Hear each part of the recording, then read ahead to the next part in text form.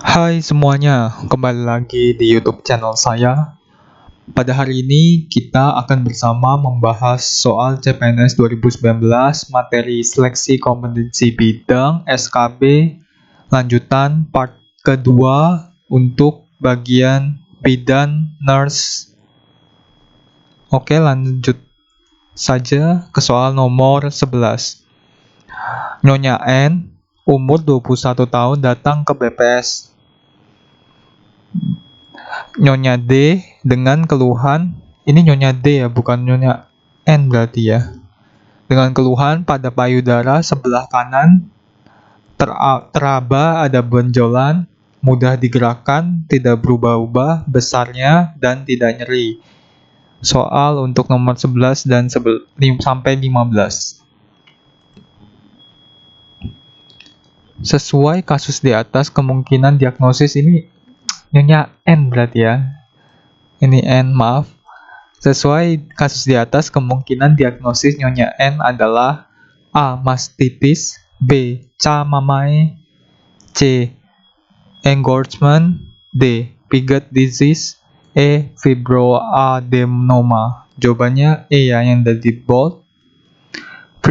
Fibroadenoma adalah salah satu jenis tumor jinak yang paling umum terjadi di payudara.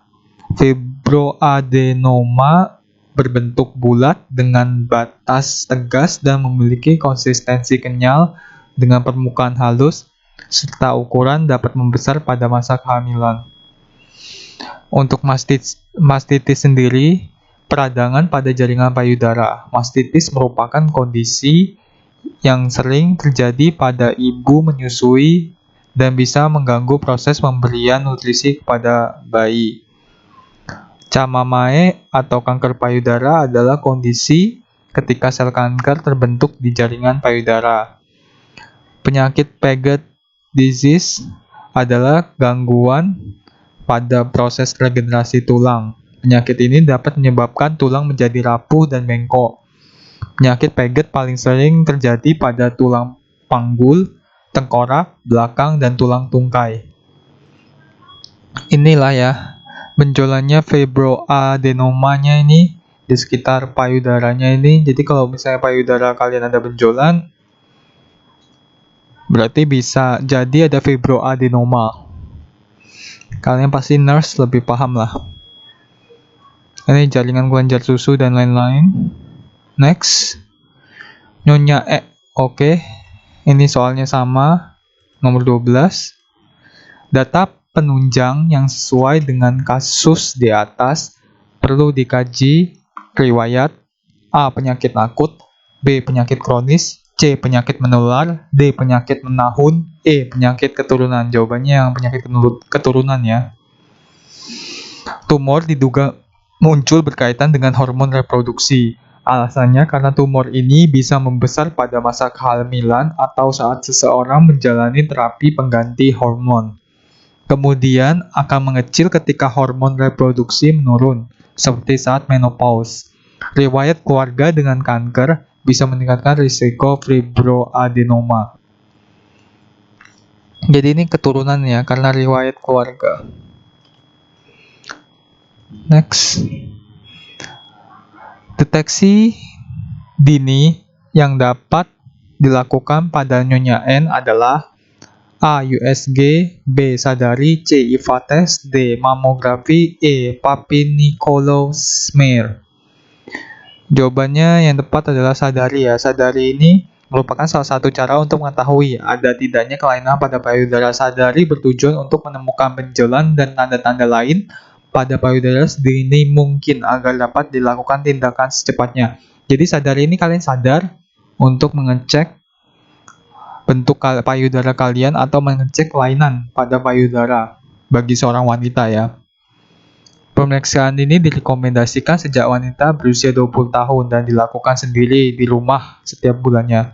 Mamografi adalah proses pemeriksaan payudara manusia menggunakan sinar X dosis rendah. Kalau USG ini ultrasound grafik yang biasa hampir mirip itu dengan ronsen tapi ditempelin.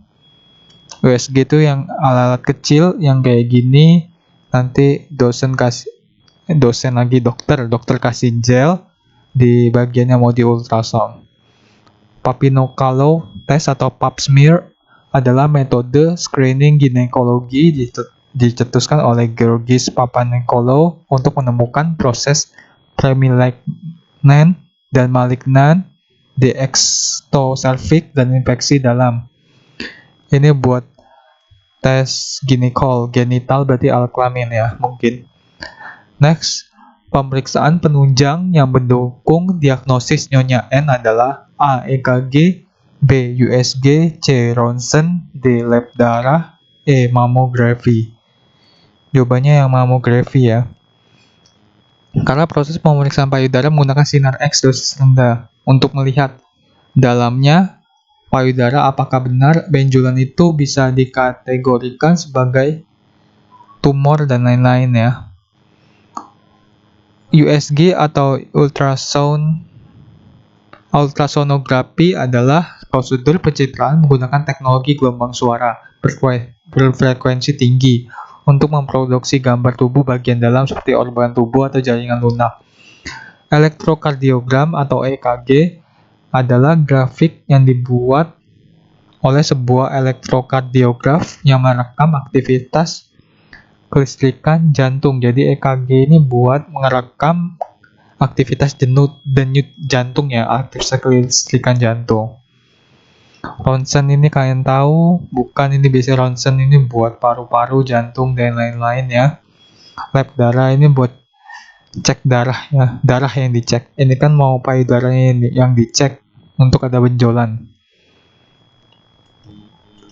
Next, yang merupakan tindakan bidan untuk mengatasi masalah di atas yaitu kolaborasi dengan A. Dokter obgyn, B. Dokter bedah, C. Dokter internal, D. Dokter onkologi, E. Dokter pediatrik.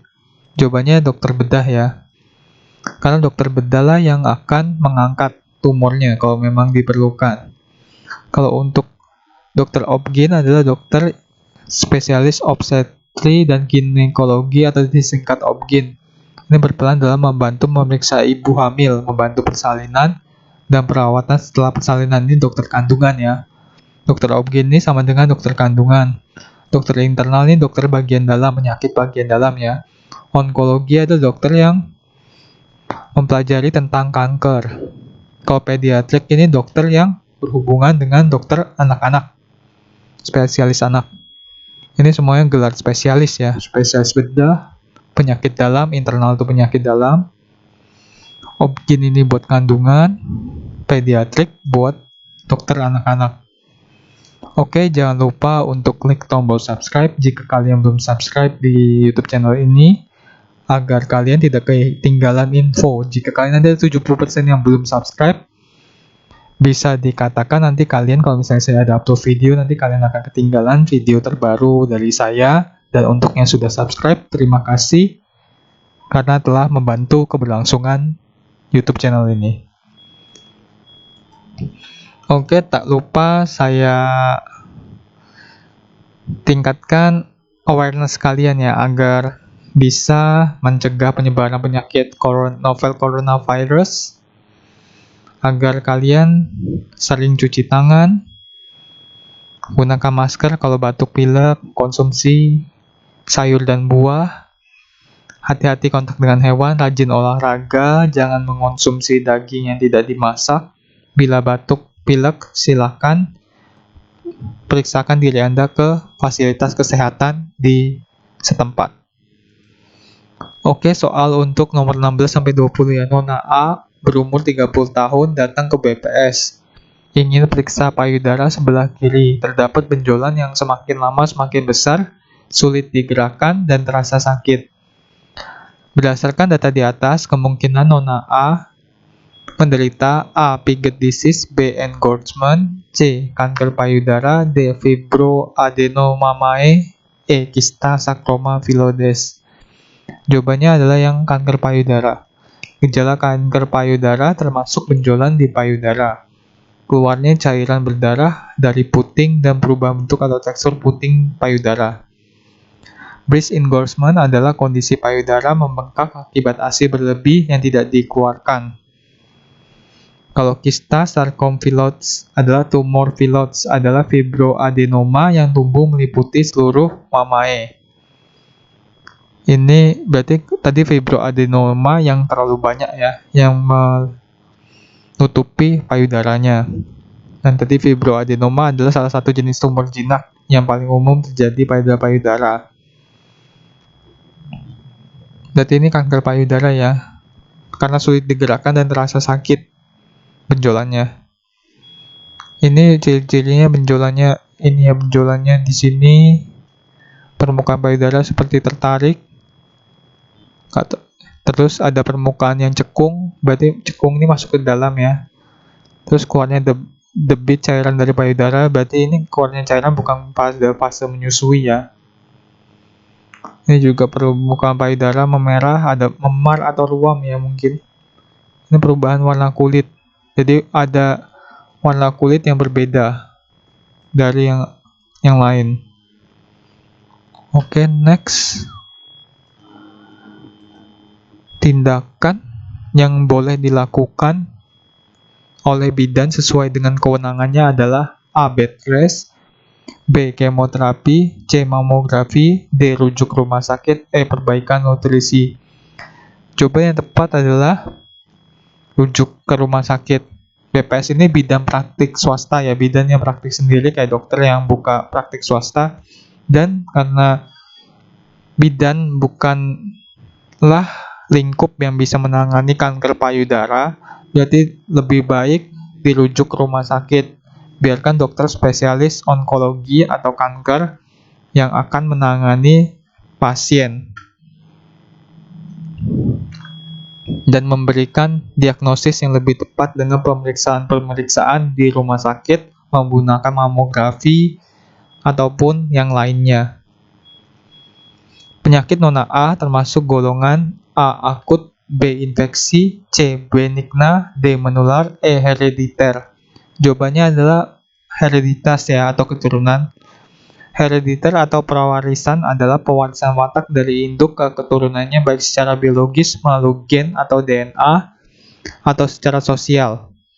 Pengertian tumor secara medis adalah pertumbuhan sel atau jaringan yang terus-menerus tidak terkendali dan tidak mempunyai fungsi di dalam tubuh kita. Jika dibedakan dari jenis pertumbuhannya, tumor digolongkan menjadi tumor jinak. Benigna ini tumor jinaknya. Yang tadi fibroadenoma itu kan masuk benigna, tumor jinaknya fibroadenoma. Tapi kankernya adalah tumor ganas atau maligna.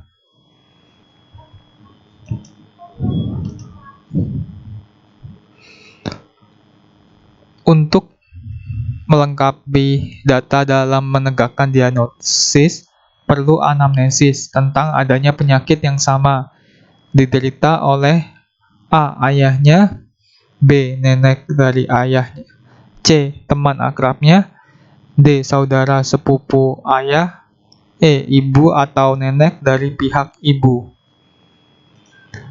Jawaban yang tepat adalah E. Perempuan yang memiliki ibu, nenek, kakak, atau bibi yang pernah terkena kanker payudara berpeluang mengalami kanker payudara 2 hingga 3 kali lebih tinggi dibandingkan dengan perempuan yang tidak memiliki riwayat kanker payudara di keluarganya. Terdapat 5 hingga 10% kejadian kanker payudara yang disebabkan oleh keturunan. Hal ini berkaitan dengan gen BRCA1 dan BRCA2 yang telah mengalami mutasi, kemudian diturunkan oleh orang tua ke generasi selanjutnya. BRCA1 dan breast cancer ya, mungkin ya BRCA itu ya. BRCA1 dan BRCA2 merupakan gen manusia yang sering disebut sebagai gen penekan tumor yang berfungsi untuk mengontrol pertumbuhan sel. Oh, berarti bukan breast cancer. BRCA saya tidak tahu apa kepanjangannya, nanti bisa googling sendiri. Mutasi yang terjadi pada gen ini akan menyebabkan munculnya sel kanker. Oke, predisposisi timbulnya penyakit pada kasus nona A adalah A. Umur, B. Tidak menikah, C. Faktor keturunan, D. Tidak hamil atau tidak menyusui, E. Sering melakukan manipulasi payudara. Jawabannya yang faktor keturunan ya, bukan yang E ya. Karena kalau misalnya kanker payudara biasanya dari hereditas. Seperti yang dijelaskan di soal sebelumnya, bahwa kanker payudara bisa menjadi faktor dari keturunan ya. Tapi memang manipulasi payudara juga bisa, karena misalnya pakai breast implant, pakai silikon, ini bisa masuk akal juga, jadi antara C atau E ya.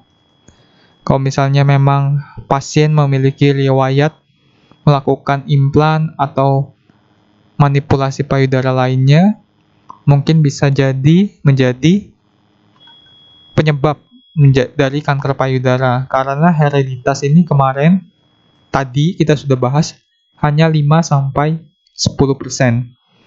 Mungkin saja dia ada melakukan manipulasi payudara. Jika memang pasien melakukan manipulasi payudara berarti jawabannya yang E. Tapi jika bukan, berarti jika tidak ada manipulasi payudara berarti hereditas yang memiliki playing role yang penting.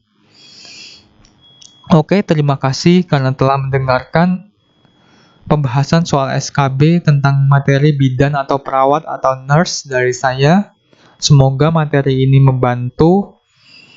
Jangan lupa untuk selalu mengecek kebenaran jawaban di sini. Semoga jawaban saya benar, saya sudah mengeceknya juga. Dan jika memang ada yang kurang tepat, saya mohon maaf dan bisa membenarkannya dari kolom komentar menggunakan bahasa yang sopan dan juga menuliskan referensi dapatnya dari mana ya dan soal nomor berapa. Akhir kata saya ucapkan terima kasih, semoga kalian bisa stay safe di tengah pandemik ini dan selamat belajar.